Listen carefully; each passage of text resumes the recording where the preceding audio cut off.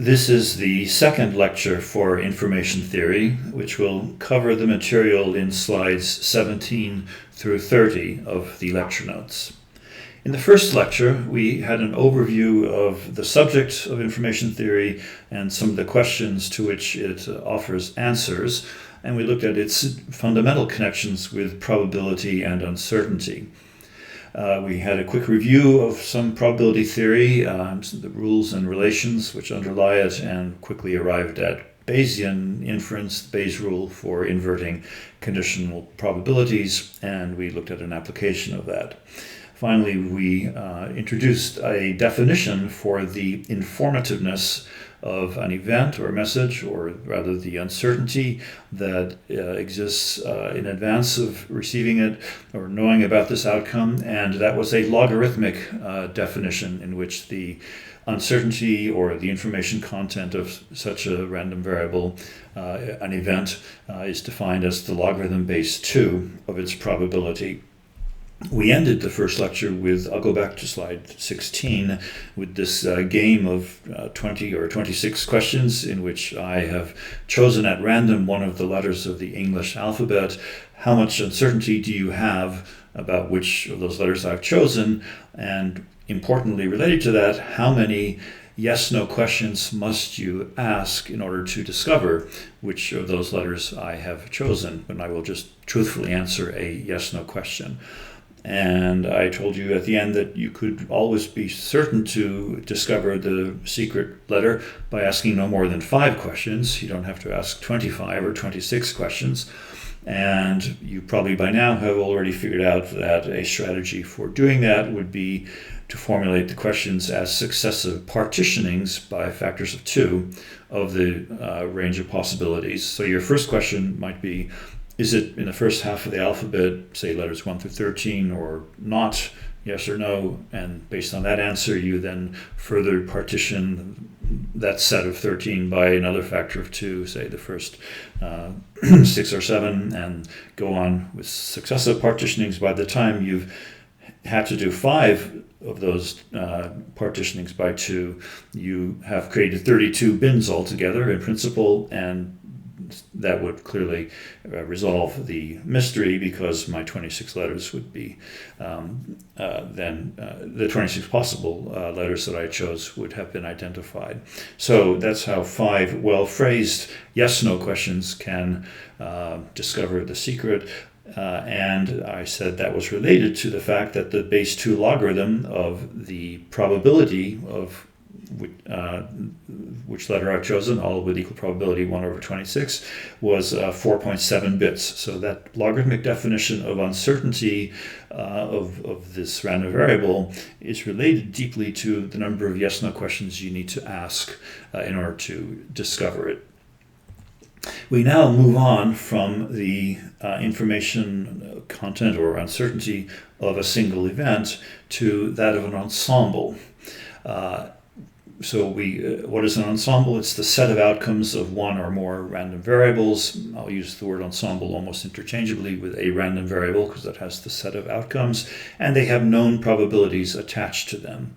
Now, in general, those probabilities are non-uniform. So event I has probability P subscript I, but of course they must sum to 1 because all possible outcomes are included. So they form a discrete probability distribution, which requires this summation condition. Now, the entropy of an ensemble is simply the average entropy of all the elements in it. Well, each one had entropy minus log base 2 of p sub I. We're going to average those over all the cases of p sub I. Of course, they may be non-uniform in general, and so we have a summation like you see here, where each of those logarithmic terms is weighted by a probability p sub I. And this is the definition for the entropy of a random variable, or minus the information contained in it, defined in this very famous classic expression, minus the sum over I, p sub I log base 2 of p sub I, for all possible events with probabilities p sub I. this is going to become quite an iconic expression because it'll take several forms in the rest of these lectures, often using not just a simple probability, but a joint probability or conditional probability and so forth. So that will be some of the material that we develop in the rest of this lecture. I want to emphasize again that we speak of the information content or the entropy of a random variable from knowledge of its probability distribution, but these concepts do not depend on the actual values taken by the random variable, like height or weight or age. That's not the information that we're concerned with. It's just the relative probabilities of all those variables. So there is kind of this non-semantic definition of information here. Let's begin with a simple case of tossing a coin. Whether or not it's a fair coin doesn't matter. It has some probability of heads, p, and therefore 1 minus p is the probability of tails. These coin tosses are independent, and we have a bunch of them, and those are called Bernoulli trials. And this is, of course, the basic underlying event that leads to the binomial distribution for the likelihood of some fraction of heads or tails emerging. So we're now just going to plot that previous expression, the minus the sum of p log p, for the two different cases of I. There's just heads or tails, so this summation will now just have two terms.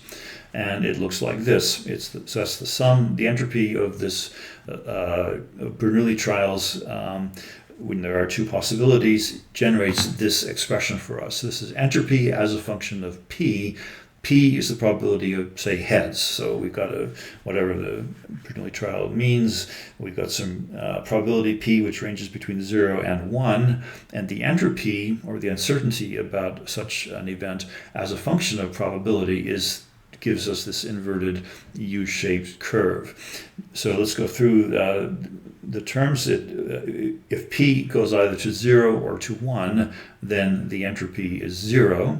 And it reaches a peak when p is 1/2. It reaches a peak of 1. So it's the maximum entropy of a Bernoulli trial is 1 bit. Pay a bit of attention to what happens at the two extremes of this curve.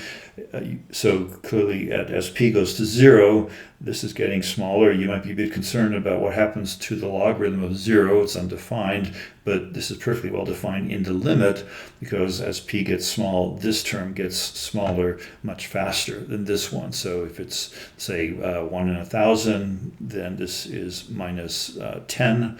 So it's minus 1,000th of minus 10. If it's a million, it's a million times 20. So this term is vanishing much more quickly than this term, and in the limit it's perfectly well defined as p approaches 0. Likewise, as p approaches 1, this term is going to 0 much more quickly than this term is approaching the log of 0, which is undefined. So in the limit it's perfectly well defined. And in the case that p is 1/2, what do we got here? The log base 2 1/2 is minus 1, so we have minus 1/2. And likewise here at 1/2, this is 1/2. This is the log of 1/2, which is minus 1 minus 1/2. So we have 1/2 plus 1/2 equals 1. And you've just seen how the entropy approaches, goes to 1, the peak of this inverted U-shaped curve, in the case that p for this Bernoulli trial is 1/2. Maximum value is when the two outcomes are equiprobable. And that's a concept that you'll see returning again and again in the course. Equiprobability of outcomes generates maximum entropy. Now, it turns out that the various letters of written English, in fact, do not have uniform probabilities. They have a descending sequence of, here's a table of them. There are, of course, different tables like this depending on, I'm sure it changes over time historically, and it changes with usage. People have different vocabularies, but this is just one such illustration of the relative frequencies of the different letters in English. You know that 1/7 of all words used in either written or spoken English are the word the, T-H-E. And so it's no surprise if that's 1/7 of all the words that these letters T and H and E are high up in the table of probabilities of the occurrence of individual letters. You're probably also familiar with the historical significance of E being the most common. in English, 1/10 of all the letters that occur is the letter E. And that's, of course, the basis for why in Morse code, which was developed for telegraphers to make it more efficient, the most commonly occurring letters have the shortest encodings. I think that a simple dot was the code for E, whereas the less probable letters way at the end of this table would have much longer combinations of dots and dashes. So on average, the poor telegrapher could do less work by using more efficient, shorter codes for the more commonly occurring letters, which is also a widespread idea in building efficient codes, and we'll study that later with Huffman codes. Now, notice that if all the 26 letters of the of the English alphabet were equiprobable, or if I chose them in that game of 26 questions with equal probability, then the entropy, as I told you already, given that they all have the same probability, 1/26, is 4.7 bits. So you've got here 26 terms, but they all have the same, it's a summation of 26 times. They're all the same expression, so we can ignore the 1/26, ignore the summation, and we have simply minus the log base 2 of 1/26, which is 4.7 bits. And so that's how you could be certain of discovering which letter I've chosen by asking only 5 questions, which would cover up to 32 equiprobable selections. But the non-uniform probabilities make it actually possible to play this game successfully by asking only 4 questions on average. And how would you do that? How would you generalize the earlier version of this game to discover which letter I've chosen by asking on average only 4 questions? Well, you apply the principle of partitioning to the whole set of possibilities in such a way that you end up with equal total probabilities for each set. So, for example, if you look at the first 6 or 7 cases, the first 6 or 7 letters in this sequence, already their summations add up to 1/2. So first 6 or 7 out of 26 could form one set, and then the remaining 19 or 20 letters would form the second set. Let's suppose that I chose one of these letters, and you asked whether it's in that first group, and I said yes it was. Then you can divide it by half, and in your second question, is it the first or second half of that group of 6 or 7? If the answer is again yes, you will discover it's one of the first 3. So think about that. You only asked 2 questions, and you've already narrowed down the set of possibilities from 26 to only 3. After you might then ask the third question, simply, is it E? Because that's the most common one. And with good probability, the answer will be yes. And so there you will have discovered which of the 26 letters I've chosen by asking only 3 questions. If the answer was no, then you're left with 2 possibilities. You'd have to ask a 4th question. Was it a T? And if the answer was no, then you are certain that it was an O. So you can see that sometimes only 3 questions suffice. On average, in fact, you need 4 questions. Occasionally, you may need 5 questions if you're a bit unlucky and you end up with some of these larger partitionings. So that's called the principle of asymptotic equipartition.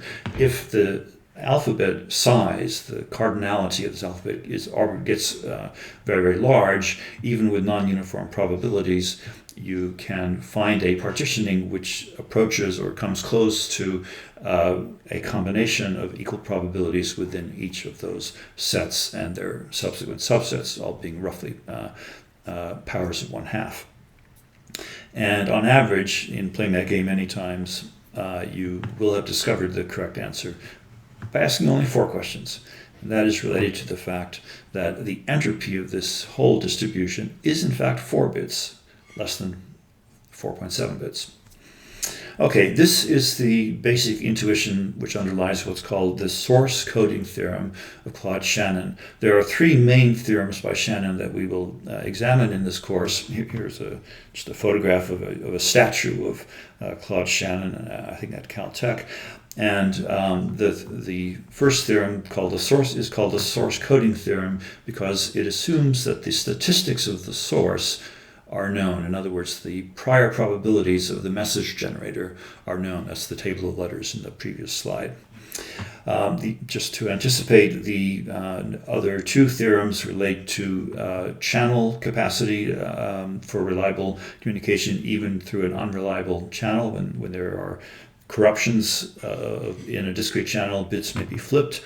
Such corruptions enable a certain reliable communication up to a certain rate level based on use of error correcting codes. And then the third theorem, called the noisy channel coding theorem, extends some of those ideas to the continuous case of an analog signal in time, say voltage as a function of time. What is the channel capacity for such a noisy channel when that's corrupted by additive Gaussian noise? It's called the white additive Gaussian noise model. Okay, we now first must extend our toolkit a little bit by introducing some further definitions and measures of entropy involving the marginal, the joint, and the conditional probabilities of random variables. Previously, we've only spoken about the marginal probabilities. And then we will see that some key relationships emerge that we can apply to the analysis both of communication channels and codes and inference generally. A bit more notation, some more concepts and notation. I'm going to simplify. I'll use the shorthand notation, but I'll first set out what it is based upon. In general, I'll use capital letters like X and Y to give the names of random variables, but the lowercase letters X and Y signify their respective outcomes. So these are the instances of values that X and Y might take on. Those are drawn from particular sets. Initially, we'll deal with discrete sets with names that have script. The alphabet might be script A or script B. That's a random variable that's drawn from a set of particular outcomes. For the alphabet A, there will be a total of J possible letters. So A goes from A1 to A sub J. And likewise for Y, there's a different alphabet, maybe a different size or cardinality. So Y is drawn from 1 up to K possibilities, which are B sub 1 up to B sub K. The probability of any particular outcome, that X was equal to A sub I for that sample, will be denoted P sub I. So this is a probability between 0 and 1 inclusively, and it is a probability distribution, so the sum of all these P sub i's must add up to 1. An ensemble is just a random variable X, it's the set of outcomes, and a joint ensemble, like XY, is an ensemble whose outcomes are the ordered pairs XY drawn from those such alphabets. The joint ensemble XY defines a joint probability distribution, denoted like this, whose elements go over all of the possible outcomes for X and Y, and the number of such outcomes is, of course, J times K. Now, from the sum rule, we can see that the marginal probability of random variable X taking on any particular value A sub I equals the sum of the joint probabilities of this outcome and all possibilities for Y. This I tried to illustrate in the first lecture by thinking about a matrix of joint probabilities. So we have here, for a particular row in that matrix of joint probabilities, namely the row corresponding to letter A sub I, whichever one that might be, we have a joint probability along that row that X equals that letter and all the other possibilities for Y. So for that row, summing across all the columns for Y, that summation over all of Y gives us the marginal probability for X being A sub I. And conceptually, you might sort of write down that summation of probabilities at the margin of the table, and that's why it's called a marginal probability. This whole notation here for the probability of X going over all possible choices for what X might be gives us a shorthand notation for the probability distribution of X. That's the marginal probability of X given as the sum of the joint probabilities over all the cases Y. So this is a shorthand notation relating marginal probability to a summation over joint probabilities over the entire distribution. And obviously the same notation will apply for Y by summing over all the cases of X. We'll do that a number of times in this course. We have also a shorthand notation for conditional probability. From the product rule, you can see that the conditional probability that x equals a sub I, given that y equals b sub j, is this kind of conditional expression. X is that, y is that. And from the product rule, we can express that in terms of the joint probability distribution for those two choices and the marginal probability. You saw this before with this denominator over on the left-hand side here, multiplying the conditional as a way of defining the joint probability. So we've just moved that over to the denominator over here on the right-hand side. This whole notation for conditional probability distributions has this shorthand compact notation. And it's useful to express it as this ratio, as you saw here. So this is just some notation for relating marginal, conditional, and joint probability distributions over two random variables. It now becomes possible to define various entropy measures for joint ensembles. And we're going to define those other elements that you saw in the first slide, the Venn diagram, all with a capital H. And it will look a little bit messy at first, but take heart, because they all are simply versions of this basic expression, this familiar fundamental expression. It's just that the meaning of probability that we're going to be concerned with will sometimes be a joint probability or a conditional probability, not just a simple probability. So everything that you'll see in the next few slides will be an instance of this expression, but generalized to those other types of probabilities. One other simplification to keep the notation shorter and simpler, which I will use from time to time, is to absorb this minus sign here to the inside of the logarithm, which means you take the reciprocal of its argument. So with the minus sign here, we can get rid of the minus sign if here we instead have the logarithm of 1 over p sub I, and that is a useful thing to do sometimes. So we will sometimes see the reciprocal of a probability here and without the minus sign. And we will also sometimes apply both the sum rule and the product rule from the first lecture to replace terms, like place terms like this with that and so forth.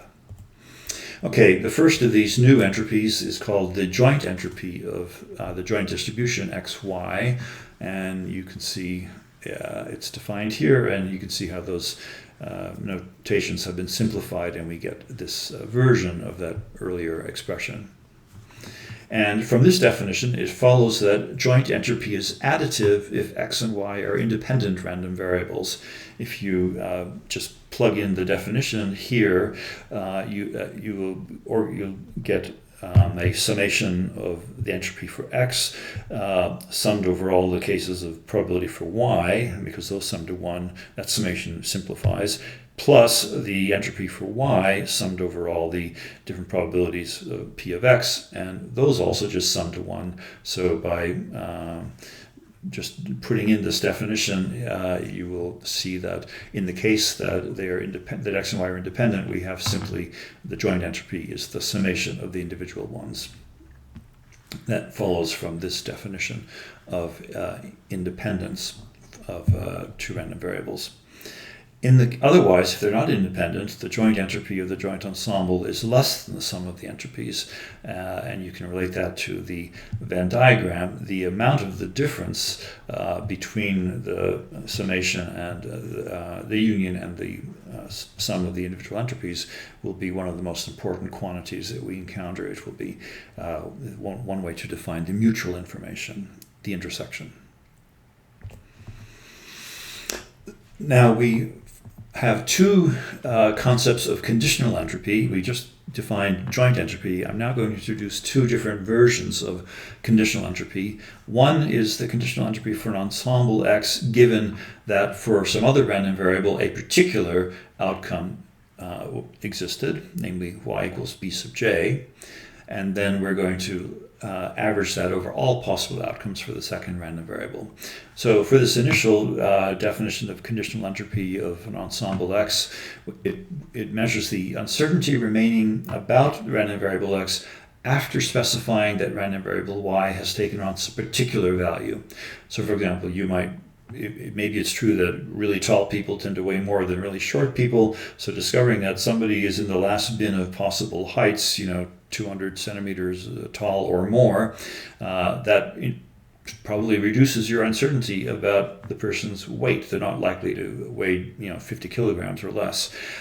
So the uncertainty that remains about one random variable after specifying the outcome of the other random variable is this conditional entropy.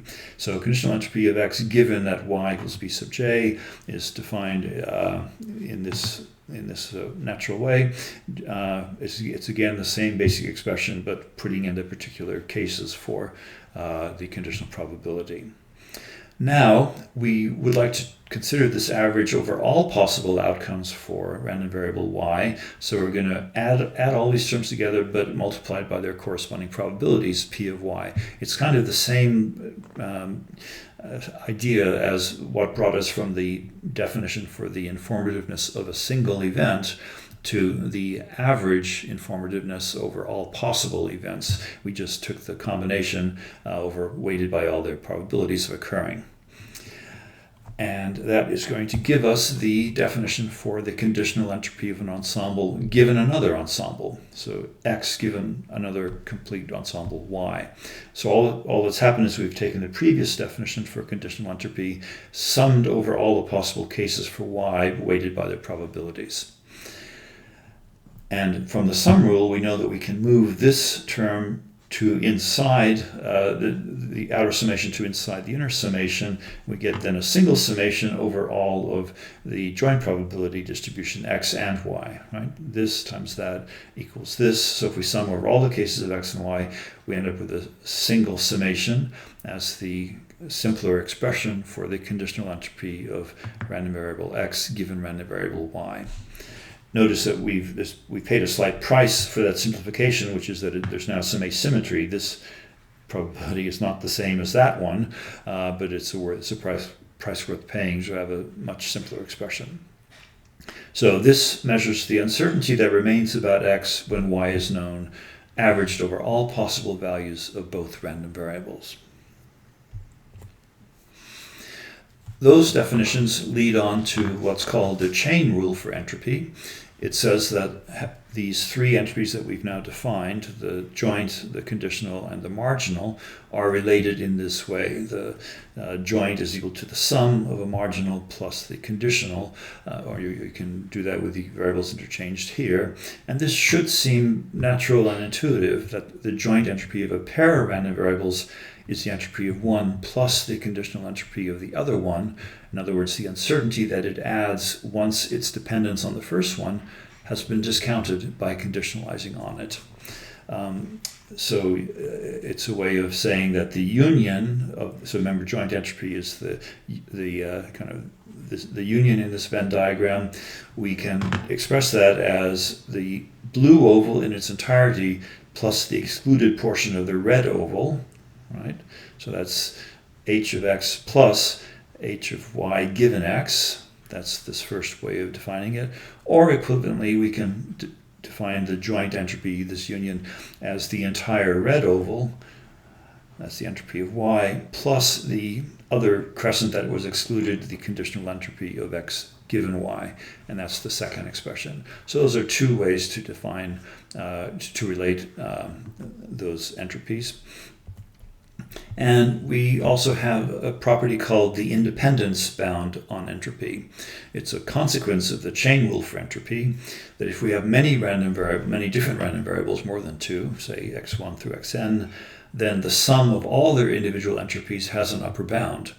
The upper bound is the sum of all their individual entropies. So in terms of the Venn diagram, the union of a bunch of them can never be larger than the sum of all the ovals individually, and it will only be equal to them if they're all non-overlapping, which is in fact the meaning of independence.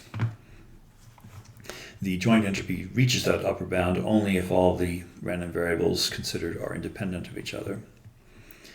And it's also useful to notice that another upper bound that's useful to note is that for any single random variable x, if there are n possible values, its entropy is maximized when all of those values have the same probability, 1 over n. And you can see why that's true. It's related to the Bernoulli trial, the simple case we looked at with only two possible outcomes, that inverted U-shaped curve reached its peak when the two outcomes, heads and tails, were equally probable. Likewise here, this definition for the entropy of random variable x reaches its maximum if all these p sub i's are equal to each other, which means they must be 1 over n. Then you have a sum of n terms, each with 1 over n in front. They cancel out. You end up simply with the log base 2 of 1 over n, or the log base 2 of n. And in the case of the game of 26 questions, that was the log base 2 of 26, which is 4.7 bits. That was the equiprobable case, which led to the maximum entropy for that set of letters. We will use these kinds of facts, especially this maximum entropy case, when evaluating the efficiency of coding schemes. Finally, we come to the last major idea in Lecture 2, which is the mutual information between x and y. That is the intersection in that Venn diagram. Basically, it measures the amount of information that one random variable conveys about the other. And this is so important now in machine learning. If you've learned about one random variable, what have you actually learned about other random variables at the same time? And another way to say it is that the mutual information measures the average reduction in uncertainty about x that results from learning about y. Here is its definition. It's a bit more complicated. It's got several kinds of terms in it. The first thing to observe is that it's symmetrical. So if you interchange the roles of x and y, the definition does not change because of the symmetry of these expressions. Notice that the notation has a semicolon. It's not a typo. It's a semicolon, not a comma. And of course, you can interchange the positions of x and y. It doesn't change the definition over here. The second thing to note is that in case x and y are independent, the numerator inside the logarithm is equal to the denominator. That's the definition of independence for probabilities. Well, then you have the log of 1, which is always 1. The log of 1 is always 0, obviously. And so you have the summation is always going to be 0. In other words, mutual information between two random variables will be 0 if they are independent, because then all these log terms have the same numerator as denominator. So this is kind of what you might expect from the word mutual information. There's no mutual information between two random variables if they're independent of each other. And mutual information can be related to entropies in three alternative ways, which are already kind of implicit in that Venn diagram, and it has some important properties. You will see in the next lecture that it corresponds also to the relative entropy, which will be defined and introduced in the next lecture, between the joint distribution, that's the numerator inside the log, and the product distribution here. So this distribution and the product distribution have something called relative entropy, and that corresponds to the mutual information.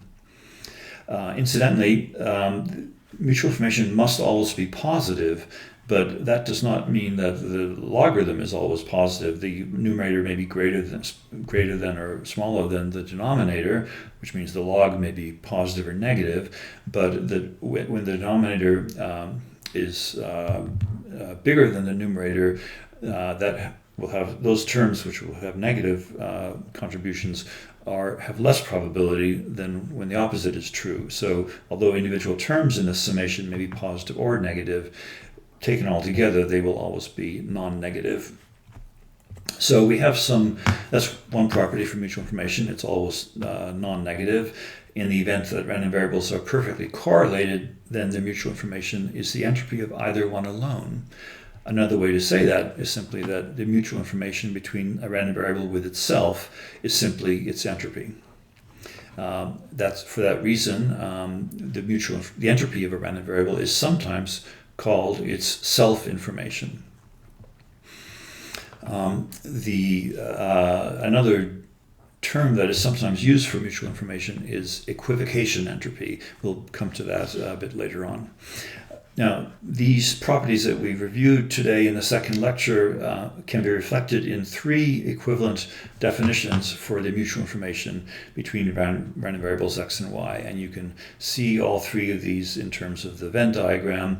the mutual information, the intersection, can be sort of extracted or defined in three ways. One is to take the mutual information of one random variable and subtract from it the crescent, that is the conditional, that leaves you just with the intersection. You can do that the other way around, of course.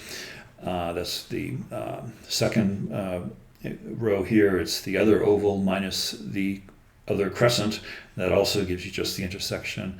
And the third way to define it is to take the sum of the two ovals and subtract their union. That will also give you just their intersection. So in a real sense, the mutual information is the intersection between two entropies, the uncertainties for x and y, because it represents their statistical dependence.